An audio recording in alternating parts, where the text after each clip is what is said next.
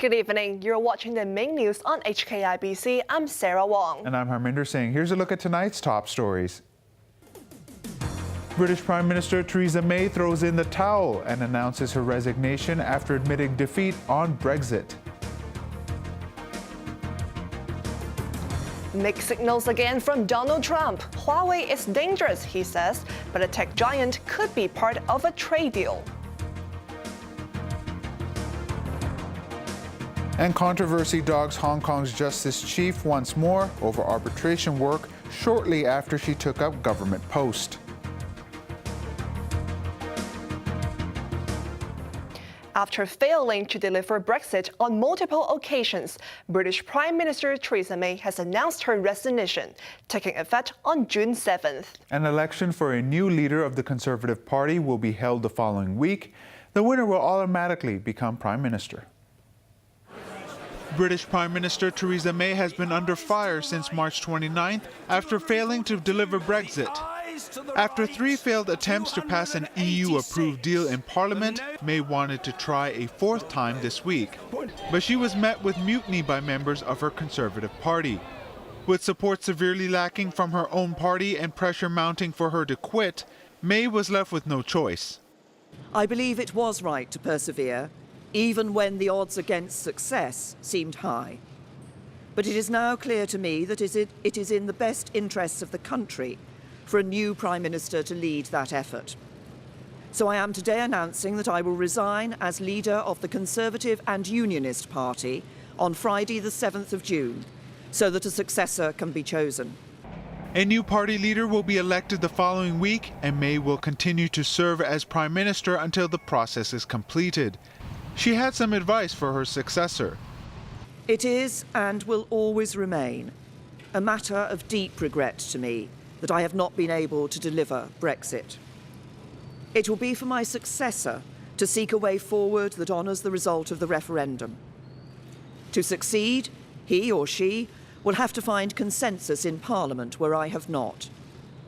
Such a consensus can only be reached if those on all sides of the debate are willing to compromise. Defeated and humiliated, the Prime Minister became emotional as she closed her address to the people of Britain. I will shortly leave the job that it has been the honour of my life to hold. The second female Prime Minister, but certainly not the last. I do so with no ill will, but with enormous and enduring gratitude to have had the opportunity to serve the country I love.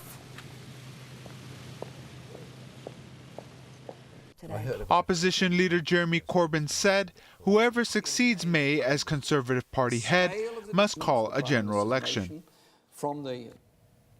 U.S. President Donald Trump has portrayed Chinese technology giant Huawei as very dangerous from a security standpoint. But he also said the firm could be part of a trade deal between the United States and China. Edna J reports. U.S. President Donald Trump has branded China's technology giant Huawei as very dangerous and wants to stop it from buying American components.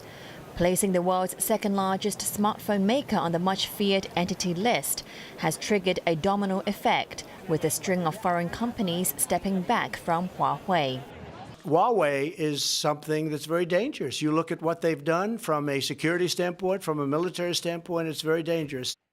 But while denouncing Huawei, Trump also has an eye on the trade talks with China. If we made a deal, I could imagine Huawei being possibly included in some form of or some part of a trade deal. The focus will center on next month's G20 summit in Osaka. Both President Xi Jinping and Trump will be present.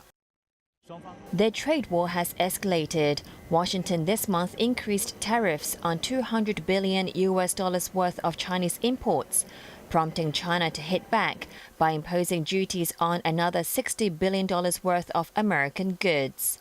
I remain hopeful that at some point we'll probably get together with China. If it happens, great. If it doesn't happen, that's fine. That's absolutely fine. And I look forward, I'll be seeing President Xi at the G20 very shortly. Meanwhile, Trump announced a massive aid program to help U.S. farmers hurt by the trade conflict with China. The $16 billion in funds will help keep our cherished farms thriving and make clear that no country has veto on America's economic and national security. Can't let that happen, ever. The payments will go to crop and meat producers affected by a sharp drop in sales after China curbed imports. Edna Tse, HKIBC. Locally, there's fresh controversy surrounding arbitration cases involving the Justice Secretary after she joined the government. Theresa Chang was allowed to arbitrate in 6 cases, which were nearing completion, but she has not said whether they included 3 World Bank cases. Mi Shang-en reports. All senior officials must report to the Executive Council and gain the Chief Executive's approval before handling any part-time jobs. When Theresa Chang became Secretary for Justice on January 6 last year, she was allowed to continue as arbitrator in 6 cases that were nearing completion. But the Apple Daily reported yesterday that she was involved in 3 cases which began after she became Justice Chief, raising the possibility of misconduct in public office. This morning, she tried to clarify the matter. The 3 cases I assume that you are talking about are the 3 cases that are the World Bank exit cases, and I'm no longer arbitrator in those cases. Those cases are still ongoing because the fact that I've resigned and a new arbitrator is appointed to replace my role will of course allow the parties to continue to have their dispute resolved under the relevant rules. Chang did not specify when she withdrew from the cases, but official documents showed she did so within 3 months of becoming Justice Chief. According to the International Center for Settlement of Investment Disputes,